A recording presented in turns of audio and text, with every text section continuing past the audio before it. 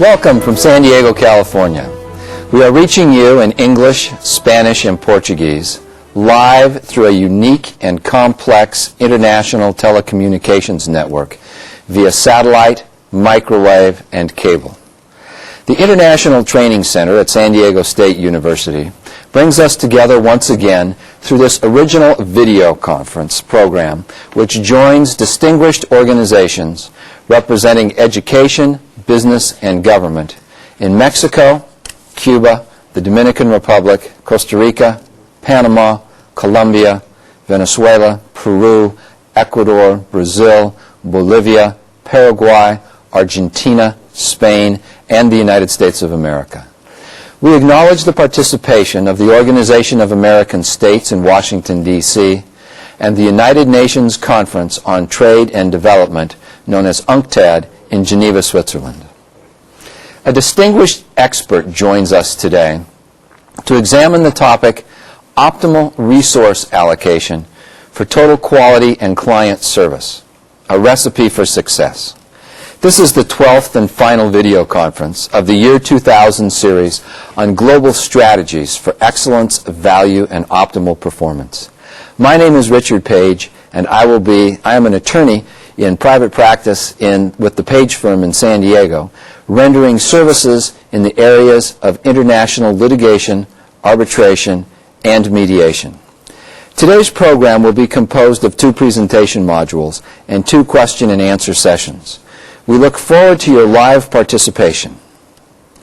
The TQM movement in recent years has certainly generated an almost global excitement for continuous improvement and client service in all competitive sectors of business, education, and government. The enormous volume of literature on the subject has often inundated our desks and conference rooms, emphasizing ISO standards and procedures, managerial and delivery of service strategies, organizational and training approached, and in general client-oriented initiatives for long-term competitive success. The question today and in the future, however, is no longer whether we need all this or not, but rather how can we afford it? This video conference will address the problem of resource allocation for maximizing quality and client service.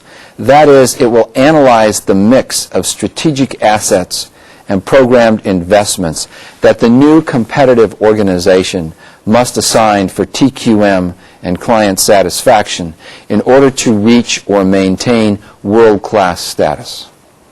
Our invited speaker will discuss the difference between sales-oriented and client-oriented, the need to create barriers to exit among customers, and the growing strategic importance of relationship marketing and networks. Mr. Jerome Finnigan, now an international business consultant and instructor, retired after 33 years with Xerox Corporation in February 1999. He held numerous assignments in human resources and organization development with the company, both in Los Angeles and in Rochester, New York. Most recently, he was Human Resources Manager and Quality Manager for Corporate Research and Technology. Mr. Finnigan was Quality Officer for the Printing Systems Division at the time Xerox launched its total quality effort and was responsible for guiding the implementation of total quality, including employee involvement and benchmarking. He has facilitated and conducted many benchmarking studies since the early 1980s, in addition to teaching classes. Mr. Finnigan is a frequent speaker at UCLA on total quality management and has presented to business and government groups at all levels, from top management to work teams here in the United States as well as in Latin America and England. He is affiliated with the American Society of Training and Development and the National Alliance of Business. He is past chairman of the California Business Consortium for Management in Education and was a member of the state committee that wrote California's strategic plan for educational options in the 21st century, Roads to the Future, as well as a member of the U.S. Department of Education Committee, which wrote new designs for comprehensive high school. He was also a member of the team that drafted California's adult education strategy.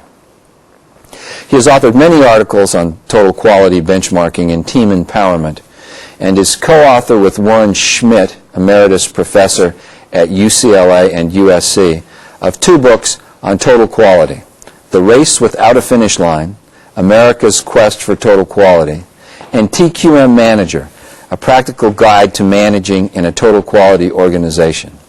He is also author of The Manager's Guide to Benchmarking.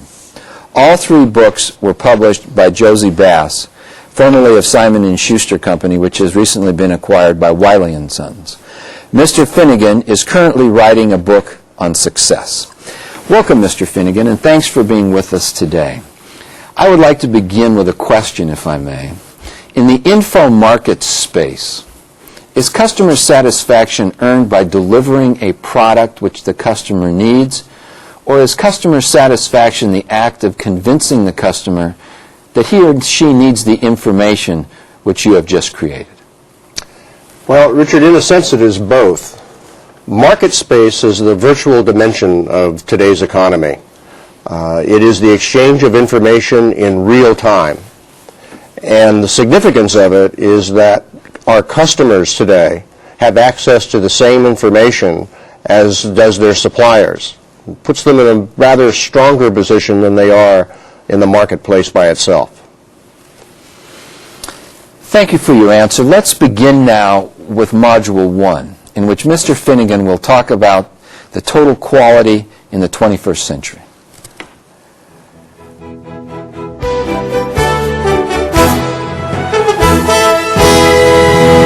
First, let me express my pleasure to once again be part of an International Training Center video conference.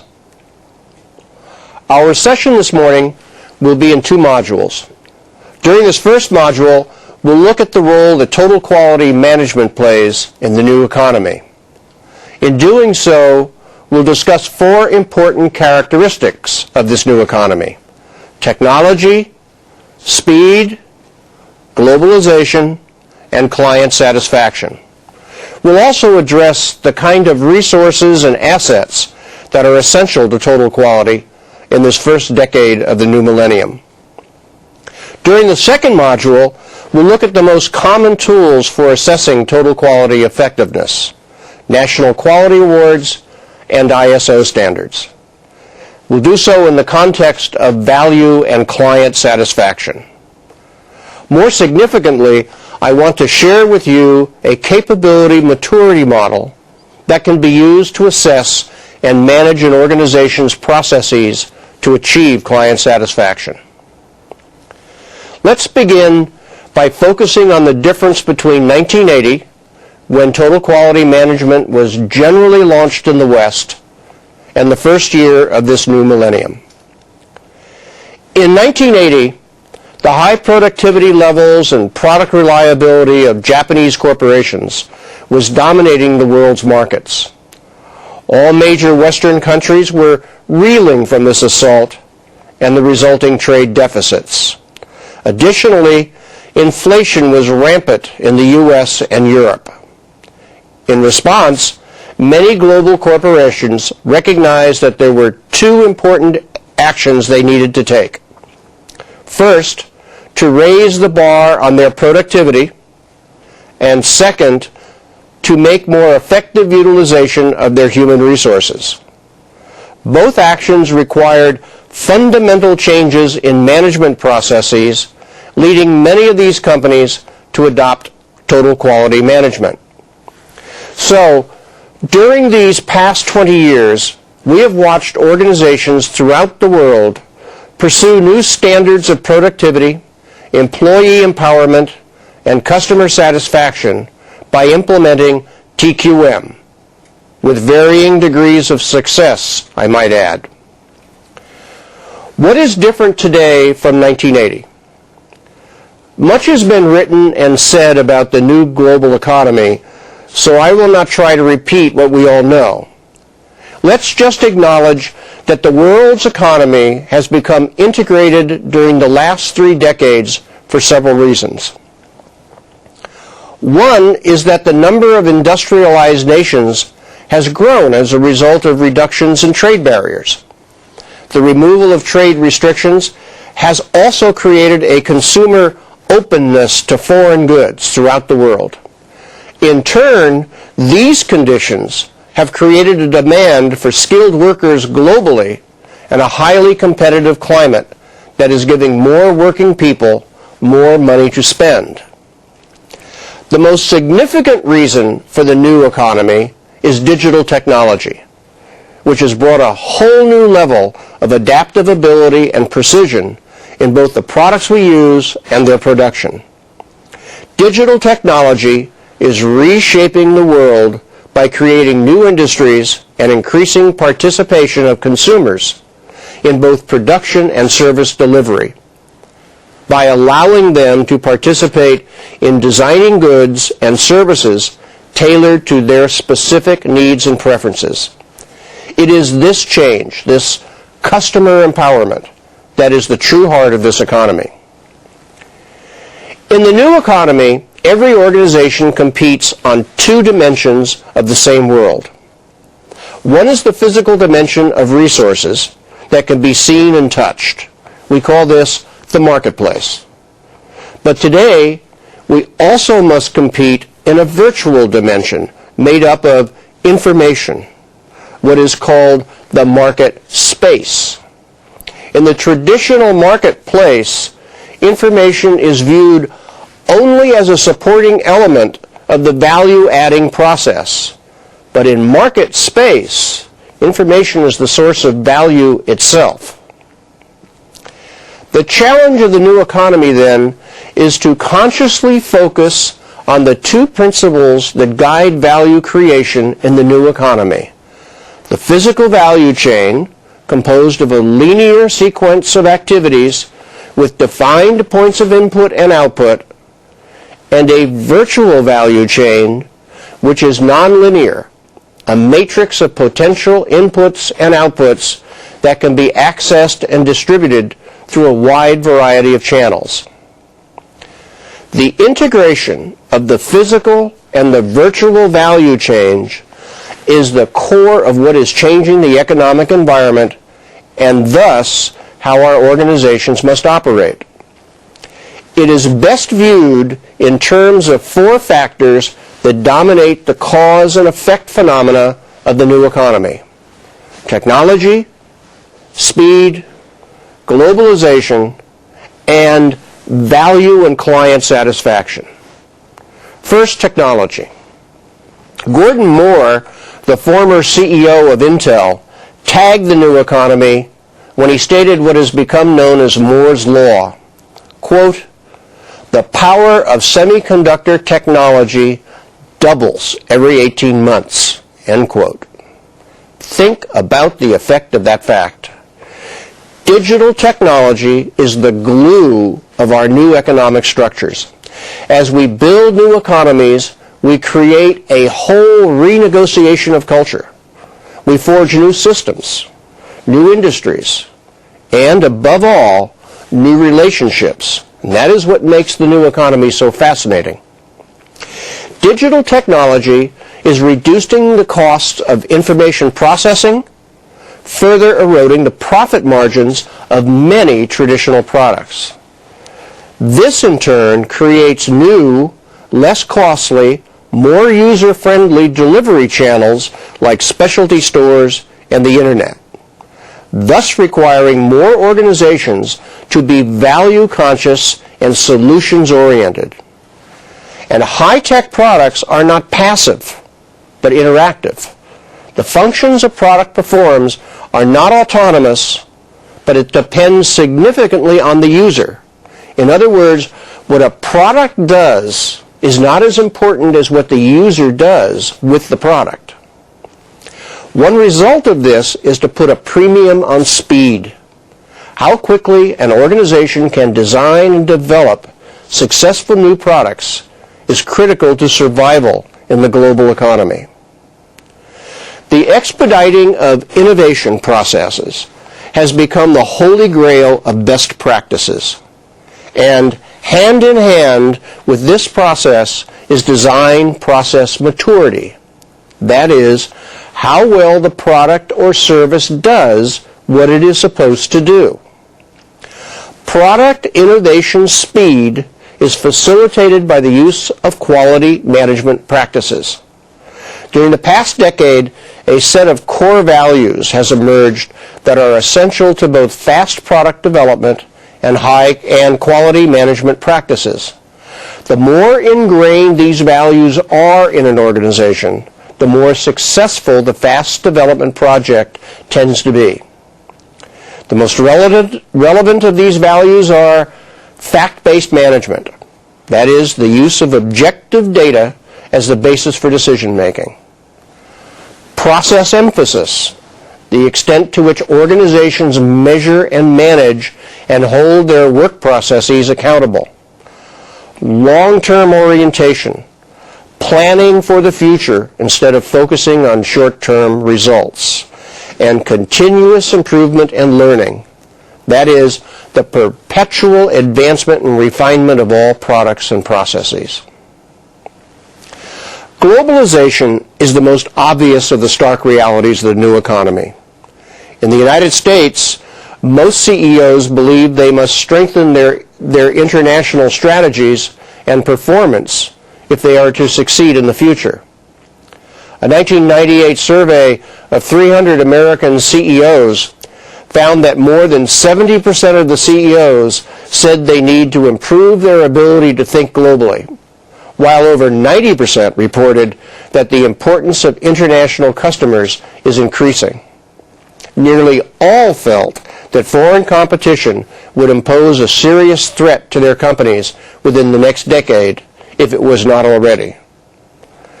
For one thing, with the decline of trade barriers, more organizations are forced to manage their product development and delivery processes from an international perspective. In fact, the ability to successfully introduce a stream of new products simultaneously in multiple country markets has become a significant element of an effective global strategy.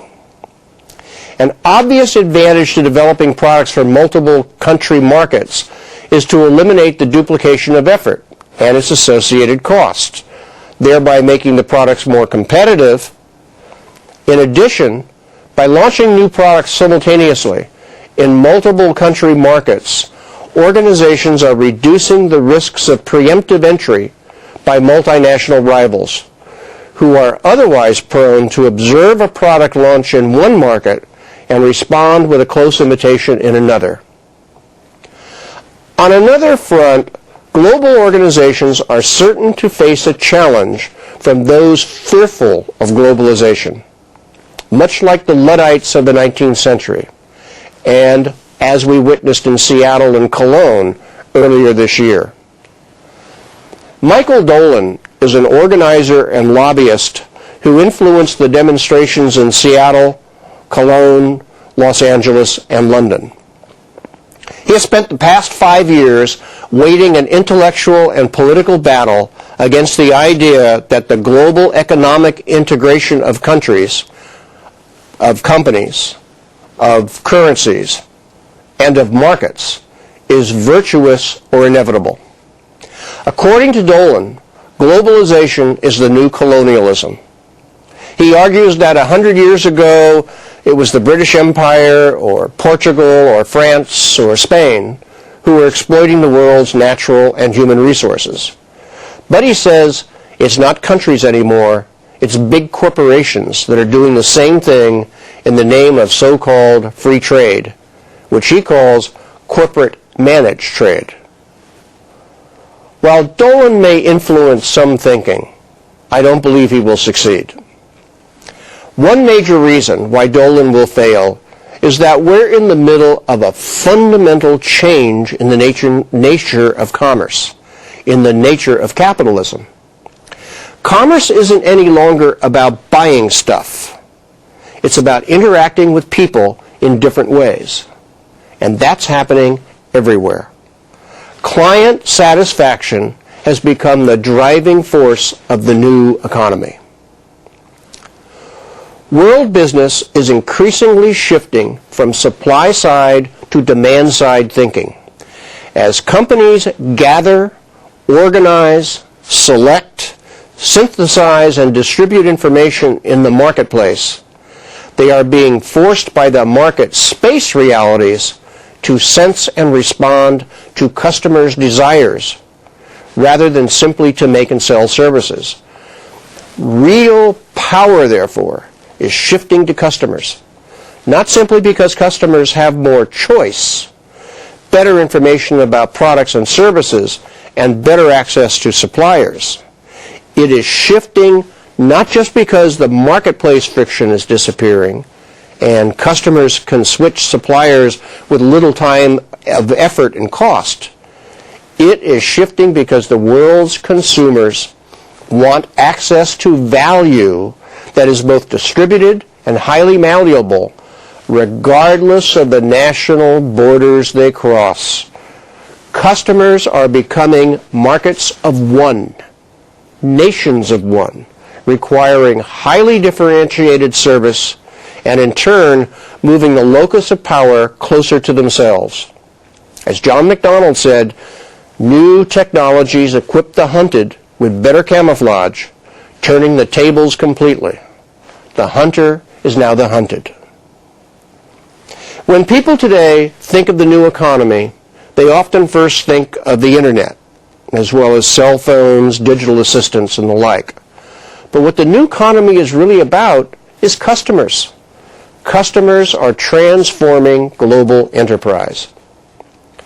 To give you an example, the music industry is now at the mercy of customers who are taking it upon themselves to do the kinds of things that used to be done by studios and publishers, marketing and disseminating songs that they like. Now, you could just say that it's copyright violation and be done with it. But think about what's really happening. End users, customers, are voting with their feet, well, in this case with their ears, and bringing into question the long-standing roles of the studio, the producer, and the publisher. Witness the recent agreement between Bertelsmann and Napster.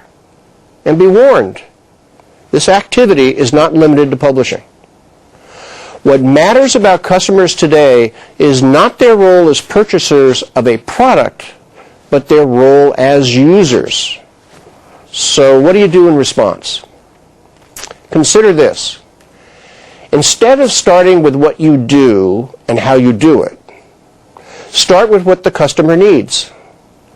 Then move to the possible solutions to those needs. Then start thinking about the paths that might lead to those solutions. And what have you done? You've turned business unusual on its head. You've taken something that might have been a dreary little transaction and made it more exciting. Something that you can add brain power to and that you can come away from knowing that you made a difference. That's what's so awesome about the new economy. Individuals have the ability to do something with their work and to know that they made a difference. Remember this truth about the new economy. The incalculable equity inherent in corporations today is employees who are able to attract and to retain clients. This past summer, United Airlines experienced one of the worst customer relations years in their history.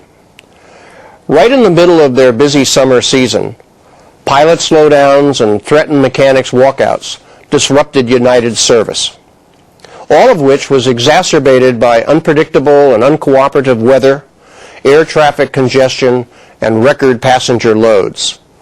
Cynthia Diafero, an O'Hare customer service representative, captured the problem for United Airlines when she said, "The toughest part has been knowing that 'I'm sorry' is simply not good enough." In a letter to customers, United Airlines chairman and CEO apologized for the stress and disruption they had experienced. He took out a full-page advertisement in major newspapers around the world to offer a status update on the company's operations. This may have helped some, but what really helped was proactively canceling some flights, making it easier for employees like Cynthia to put customers on other flights that they knew would not be canceled. Customers felt better because United service reps finally had information and solutions for them. Okay, let's talk about TQM as a part of all of this.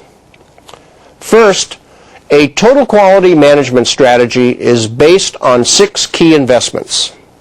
They are, first, a supportive infrastructure of experts and inspectors. Second, tools and processes to document and measure work processes. Educational programs to teach the philosophy, tools, and processes of total quality management. Reward strategies to encourage the desired behavior. Communications programs to promote the purpose of TQM and advertise the organization's accomplishments as well as announce changes. The success of these initiatives rests upon the level of commitment and leadership the management of the organization is willing to provide. In other words, management must walk the talk.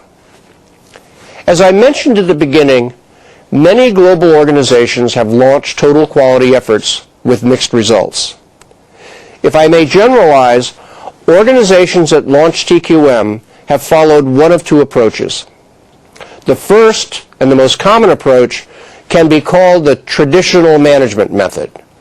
It consists of the overlay or forced injection of the TQM process onto the existing organizational culture. It is the method that has produced the most failures because it tries to change the organization's behavior without changing the culture that drives employee behavior. While the proposed change is tolerated at first, when day-to-day work processes build, the changes are abandoned. Organizations that took this path today find themselves in the new millennium coping with a 1980s management process.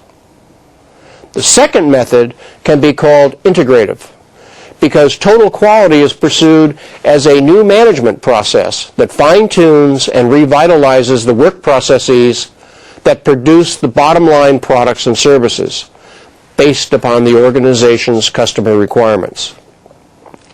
In this method, managers and employees work together to achieve organization goals, and they view total quality as their advantage for beating the competition. This integrative approach has been more successful than the traditional method because it balances the principles of the organization with the realities of human resource development. While the organization's principles are grounded in technical application of charting work processes, documenting customer requirements, measuring actions, establishing procedures to assure results, and replicating success, it is the effective utilization of human resources that makes these accomplishments possible. The harnessing of human resources is based on the effective communication of TQM processes, understanding of effective meeting skills, shared decision-making, and employee empowerment. The blending of both sets of principles creates a management system that is oriented to customer satisfaction in both the external customers' loyalty and purchases and internal customers' commitment and outputs. I believe that only a disciplined, empowering organization that is directed by their customers' requirements can hope to maintain their success in the face of the new economy's challenges. Now, before we go into the resources that are required to establish and maintain total quality, let me make it clear that it is key to any successful management process to recognize change as a transition state. Any change as a process of moving from a current set of conditions to a new set or a desired set of conditions within the organization. Changing any behavior, much less the behavior of many people organized into an enterprise, does not happen like switching a light switch. It requires understanding of the change of the new state to be achieved and of the steps necessary to make the transition. It is also necessary to understand that benefits of implementing the change and to understand what won't be changing. When management fails to recognize that there is a third condition between the current and desired states, that is a transition process, and fails to account for the significance of that fact, then management will fail.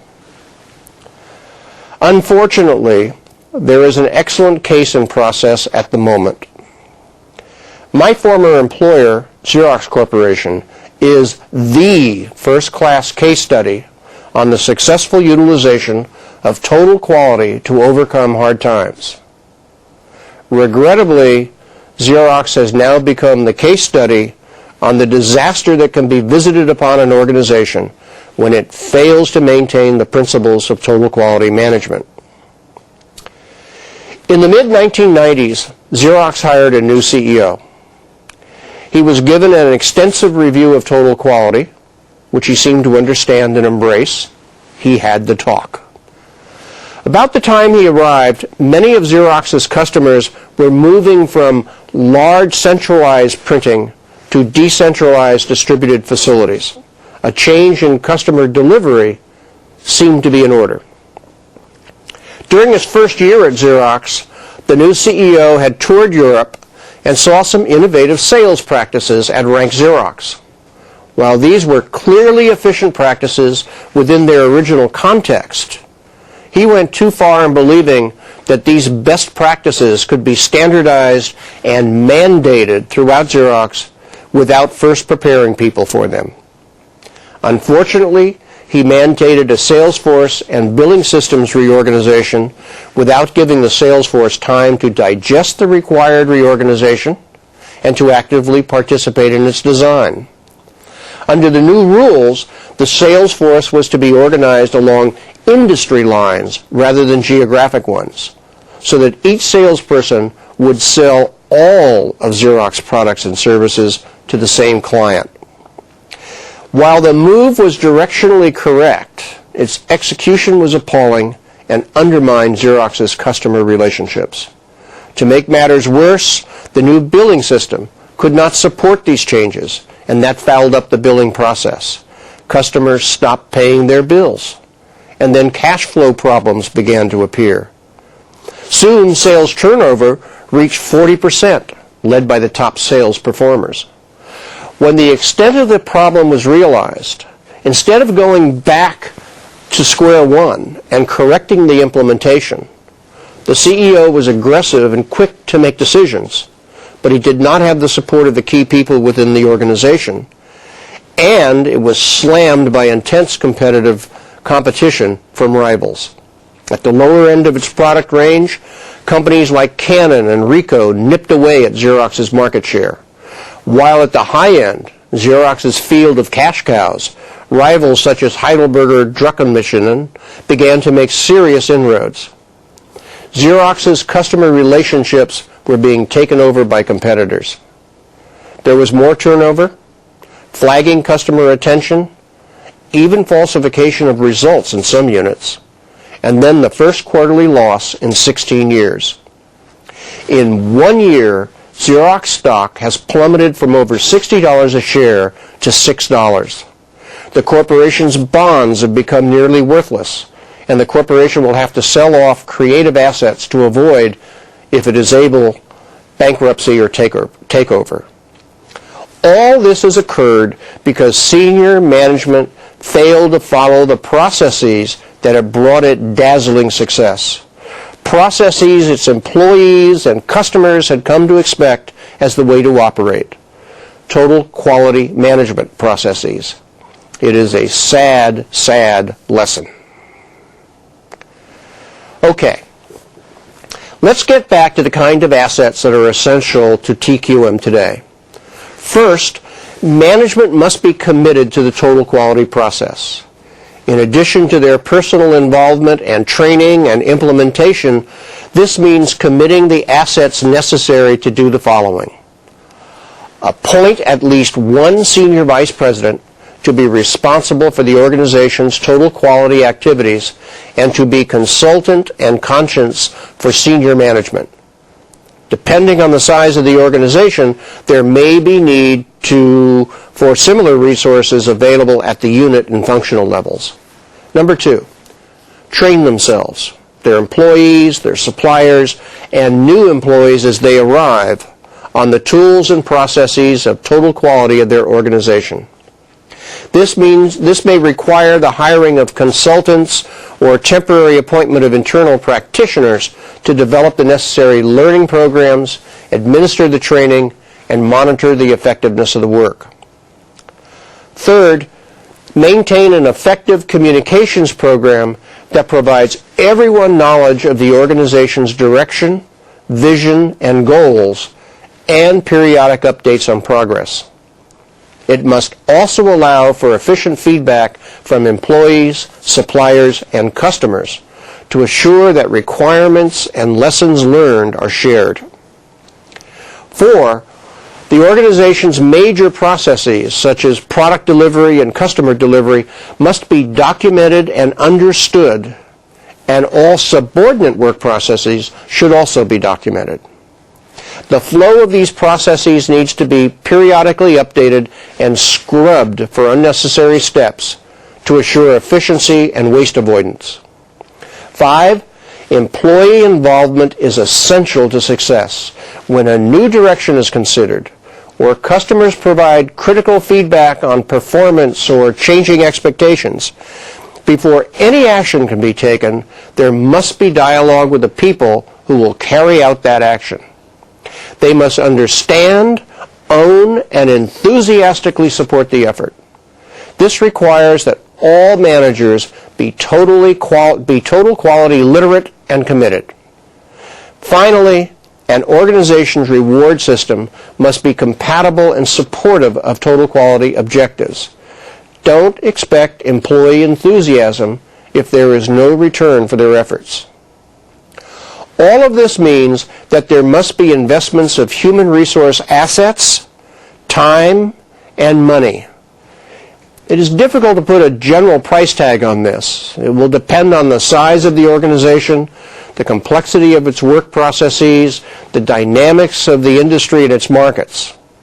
A good rule of thumb is that there needs to be internal subject matter experts on the quality processes and tools, as well as inspectors. Sometimes it is best that these be external consultants. But people who can provide management employees feedback on their effectiveness. While speed is an essential effort in the new economy, let the Xerox example stand as a warning that if time is not invested to ensure a decision is understood and supported by everyone involved, all other investments will pale beside the negative result. Now, some may wonder if all of this attention to process and process management is intended for the private sector only. That would be wrong. Let me give you an example with which some of you may be familiar. It is the transformation of Curitiba, the capital of Parana in Brazil, which has been called the largest set of joint urban changes made in a single city in the world. Beginning in 1971, Jamie Lerner, the mayor of Curitiba, launched a set of initiatives to correct the blight and pollution of this 1.6 million person city. Using first cause process charts, the plan was to initiate process change from the beginning through a set of behavior links. One example of this was to start a recycling program by educating school children about the benefits of separating garbage. Children quickly understood that every 50 kilograms of recycled paper saves one tree.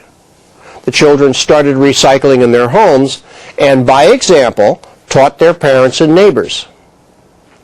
Another action was to create the Free University of the Environment to provide courses on environmental issues, not just for teachers, but also for taxi drivers, managers, journalists, anybody who would come in contact with people. In 1971, Curitiba had a half square meter of green space per inhabitant.